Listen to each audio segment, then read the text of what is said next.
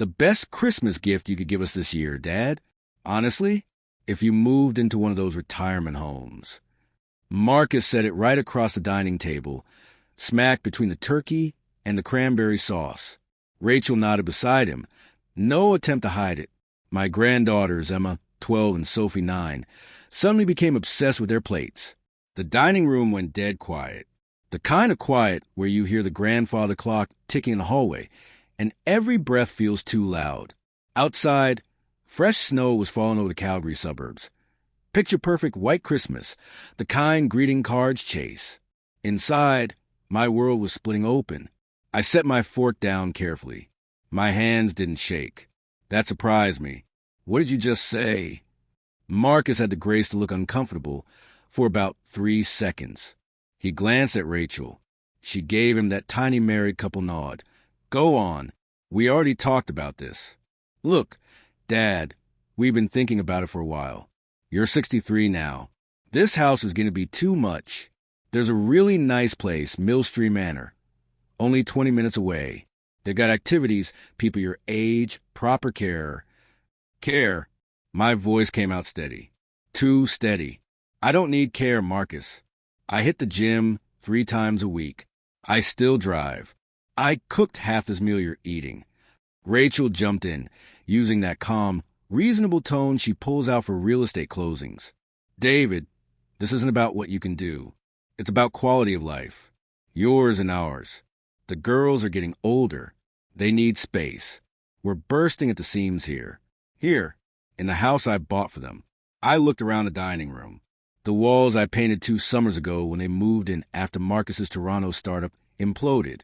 The hardwood floors I helped install last spring. The chandelier Rachel insisted on, the one I paid for because Marcus was between opportunities. Technically, the house was in their names now, but I co-signed a mortgage they never would have qualified for a loan. I was still covering half the payment every month, plus the property taxes they forgot about, on top of the $15,000 a year for Emma and Sophie's private school at Westmount Academy. Your space, I repeated slowly. This house has 4 bedrooms. Dad, come on. Marcus's voice edged up, the tone he used as a teenager when he wanted conversation over. You know it's not the same. We can't renovate. We can't make plans. It feels like we're living in your house instead of ours. Because it is my house, I said quietly. Or did you forget who put down the $140,000 down payment? Who's been paying half your mortgage for 3 years? Rachel's cheeks flushed. We've been meaning to talk about that. We think it's time we took over the full payment, to be more independent, but that means cutting other expenses. Private school is really expensive. My chest tightened. You want to pull the girls out of Westmount. Public school is perfectly fine, Rachel said, still using that measured voice. And it would free up money so we could actually own our home, be a real family unit. A real family unit. As if I wasn't family. I looked at Emma and Sophie again. Emma's eyes were glassy. She was biting her lip hard. Sophie looked confused.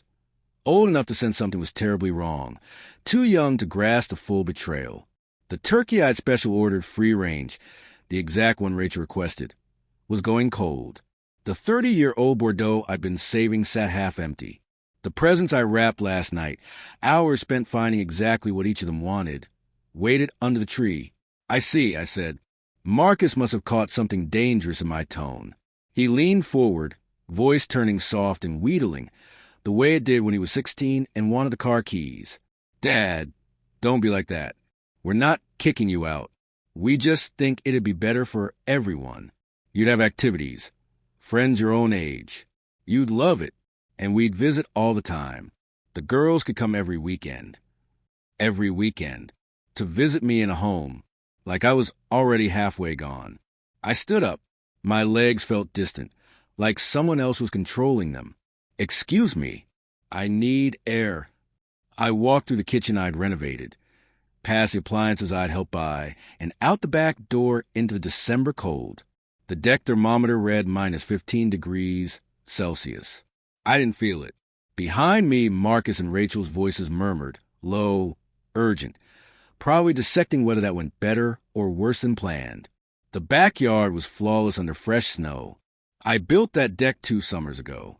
Helped Marcus plant those trees along the fence. I'd been here for every birthday, every holiday, every milestone. And they wanted me in a home. My phone was in my pocket. Fingers clumsy from the cold. Even through gloves, I opened my banking app. 3 years of statements told the story they wanted to forget. Down payment, $140,000 from selling my Toronto house after Janet died. I called it an early inheritance. Mortgage contributions, $2,200 per month times 36 equals $1.79. $200 Westmount tuition, $15,000 per year times 3 equals $1.45. 000 new roof after the hailstorm, $1.18. 000 new furnace last winter, $1.12. 000 car repairs, groceries when money was tight, Emma's braces, Sophie's hockey gear, Rachel's real estate licensing courses.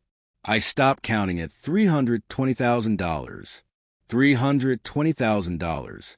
And the best Christmas gift I could give them was to disappear. I went back in. They were clearing the table, moving around each other with practiced efficiency, not speaking. The girls had vanished upstairs. I could hear faint crying through the ceiling. "Emma, I'm going to my room," I announced. Rachel looked up, relief flashing across her face. She probably thought I'd sulk for a bit, then cave. After all, I'd cave on everything else. My room was the smallest bedroom, originally meant to be an office. Just a bed, a dresser, and 2 boxes of things I still hadn't unpacked from Toronto. Janet's jewelry box. Our photo albums. Her favorite scarf I couldn't bring myself to touch. I sat on the bed and opened my laptop. Millstream Manor's website was bright and cheerful. Smiling seniors playing cards, doing yoga, eating in a communal dining room. Starting at $4,000 per month for a basic suite. More for the deluxe options for $1,000 a month. $48,000 a year. To live in a room smaller than this one. To eat food I didn't choose. To pretend to enjoy activities run by someone paid to keep old people busy. I closed the tab. Opened my investment account instead. $315,000. The life insurance payout from Janet. Carefully invested. I'd planned to leave it to Marcus and the girls. Security. Future. My pension. $2,800 per month. Plenty to live comfortably if I wasn't subsidizing someone else's mortgage and private school tuition. New browser window. Vancouver Island real estate. An hour later I found it. A small 2-bedroom cottage in Qualicum Beach. Ocean view. Wood-burning fireplace. Walking distance to the beach. $420,000. I could swing it. Barely. It would eat most of my savings, leave a thin emergency cushion. But it would be mine. Not co-signed. Not conditional. Not dependent on whether I stayed useful. The house was quiet now. TV downstairs. Some Christmas movie. Normal sounds of a normal evening. As if nothing had changed. But everything had. I spent the rest of the night making lists, checking numbers, building a plan. It felt good to focus on something besides the ache in my chest. At midnight, house dark and silent, I started packing. Not everything, just the essentials. Important documents in my briefcase. Janet's jewelry box. Photo albums. Dad's watch. The things that actually mattered. Boxing Day morning I woke early. Fresh snow had fallen overnight, covering yesterday's tracks. A clean slate. The irony wasn't lost on me. I made coffee, sat at the same table where my son had suggested I disappear. Marcus came down around 8, surprised to see me.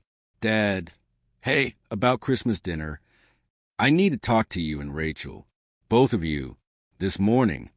Something in my voice stopped him from arguing. He went upstairs. Quick, hushed voices. Then they both appeared, Rachel in her robe, hair uncombed. Unusual. She was always put together, always performing. We sat at the kitchen table. Me on one side, them on the other, like a negotiation. Which, I suppose it was. I've thought about what you said. I began about the retirement home, about independence, about being a real family unit. Rachel opened her mouth, probably to soften things. I raised a hand. Let me finish. You're right. You should be independent.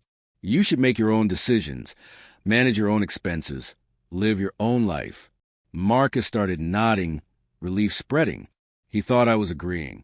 So I'm going to help you do exactly that. Starting today, I stopped contributing to the mortgage.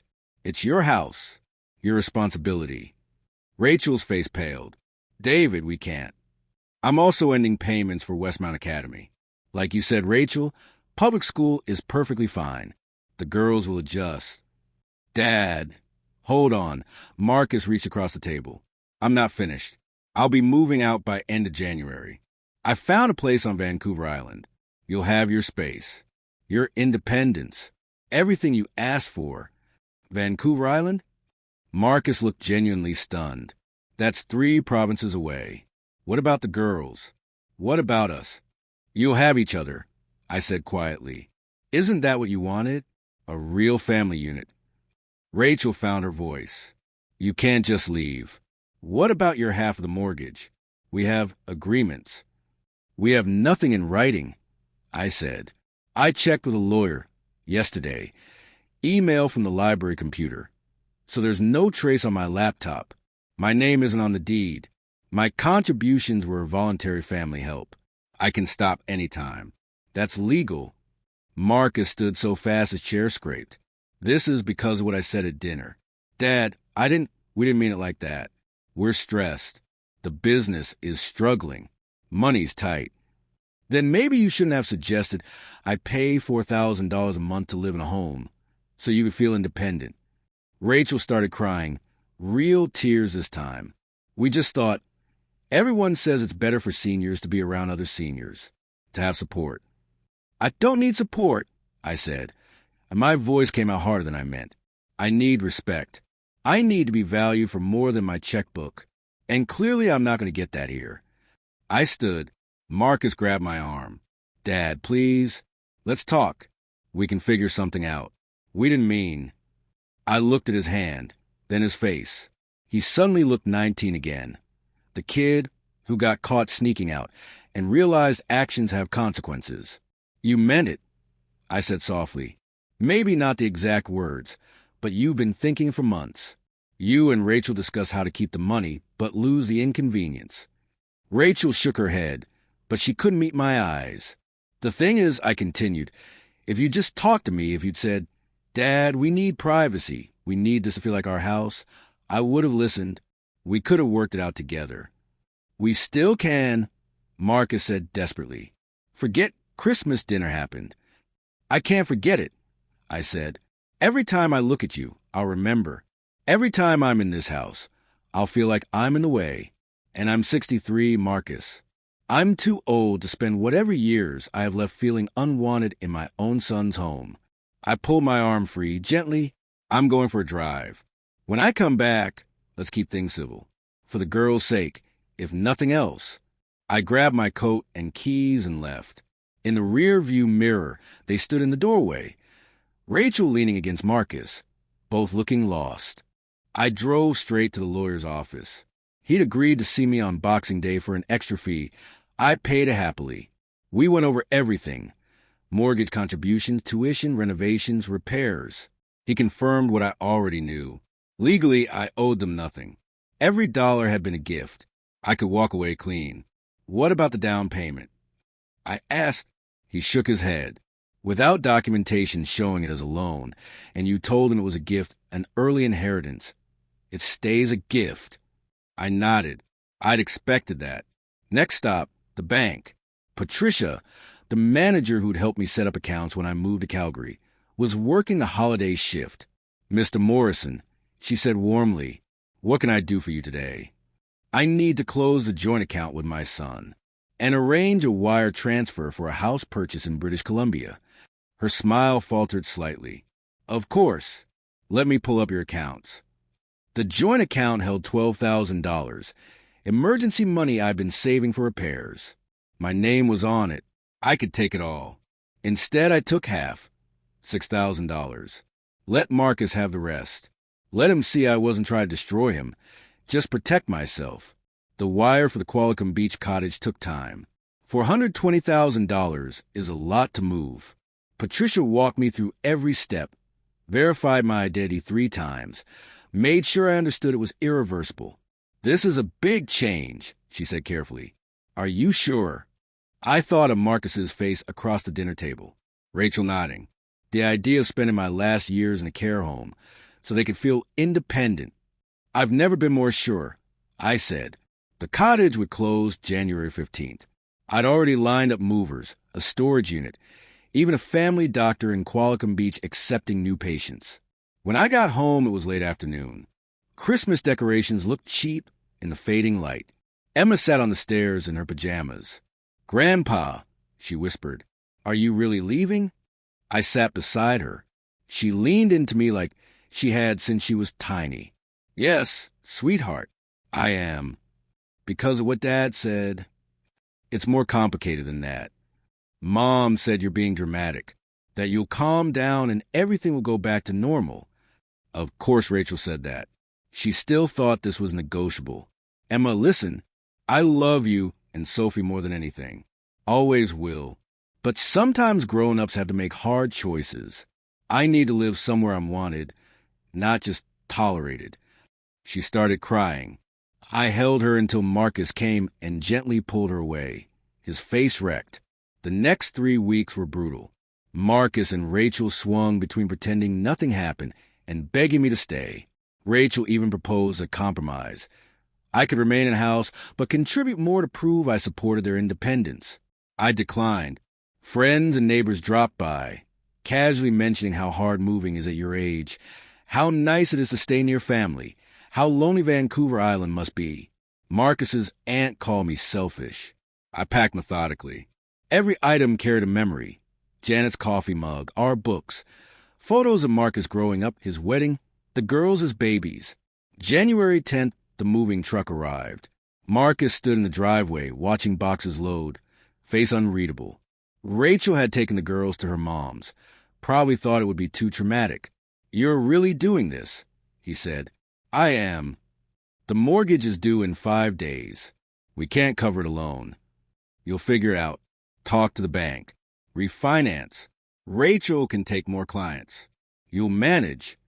Emma cried herself to sleep last night. That one landed like a punch. He meant it too. "You should have thought of that before you told me to move into a home." I said I was sorry. "You said you were sorry I was upset. There's a difference." The last box went in. I looked at the house one final time. I'd poured so much into it. Money, yes, but time, energy, love. I thought I was building a family legacy. It was never mine, and I was never really wanted. I got in the car. Marcus stood in the driveway, hands in pockets, looking small. I almost stopped, almost turned back. Then I remembered the silence after his words at dinner. Rachel's nod, neither of them defending me when friends called me dramatic. I drove away. The drive to Vancouver Island took 2 days. First night in a Kamloops hotel. Second night on the ferry from Tawasin to Nanaimo, watching the sun set over the water. Something inside me shifted. The cottage was perfect. Small, but mine. Fireplace. Ocean view. A little garden I could plant. The realtor handed me the keys with a smile. "Welcome home, Mr. Morrison." Home. Such a small word. Such a big feeling. First week I just settled. Found a grocery store, my coffee shop, met the neighbors. Robert and Patricia next door, retired teachers, invited me for dinner. We talked books, travel, life. They didn't pry, didn't assume. On day 10 my phone rang. Marcus. I'd been ignoring him. Something made me answer. "Dad." His voice was thick. "We lost the house." I closed my eyes. "What?" "Bank foreclosed. Couldn't make the payments. Couldn't refinance. We owed too much." Rachel's furious. "The girls are devastated. We're moving to a 2-bedroom apartment. The girls share a room. Emma's leaving Westmount." I waited. "This is your fault," he said, anger rising. "If you just helped us, just stayed." "I would have stayed," I said quietly. "If you'd value me as family instead of an ATM, I would have helped figure it out. But you made a choice, Marcus. You wanted independence. Now you have it." I was wrong, he shouted. I get it. I'm sorry. I apologize 100 times. But punishing us like this, letting us lose everything. I didn't take anything. I stopped giving. That house was never yours to lose. You couldn't afford it without me. When I stopped enabling you, reality arrived. We're your family. You told me I wasn't. The girls hate me. Emma won't talk to me. Sophie asked if you left because we were bad. That hurt worse than anything. Tell them, I said slowly, that I left because I needed to be respected. Tell them I love them. My door is always open to them. Not to you. Not anymore. I hung up. That night I sat on the deck, blanket around me, watching waves. The ocean was dark and endless. Stars sharper than they'd ever been in Calgary. I thought about Emma and Sophie in a cramped apartment, sharing a room, switching to public school. About Marcus and Rachel's stress, fights, regrets. About whether I'd done the right thing. Then I remembered sitting at that Christmas table, hearing my son say the best gift I could give was to vanish. $320,000 dismissed like pocket change. Being 63 and told I belonged in a home because I was inconvenient. I could have kept paying, kept the girls in private school, been the safety net. But safety nets can become cages. Sometimes the kindest thing you can do is let people fall, so they learn to stand. My phone buzzed. Text from Emma. I miss you, Grandpa. Mom showed me pictures of your cottage. It looks nice. Can we visit this summer? Like you said? I typed back. Of course, sweetheart. You and Sophie are always welcome. I love you. 3 dots. Then, I love you too. Dad is really sad. Are you sad? I looked at the ocean, the stars, the cottage that was mine outright, the life I was finally building. Not anymore, I typed. Not anymore. I hit send, set the phone down. Tomorrow I'd sign up for that woodworking class at the community center. Start the garden, walk the beach, breathe salt air, live exactly how I wanted. Tonight I sat and remembered, choosing yourself isn't selfish. It's survival. And sometimes the best gift you can give someone is exactly what they asked for, even if it's not what they really wanted. The waves kept coming. The stars kept burning. And for the first time in years, I breathed easy. It was enough. It was everything.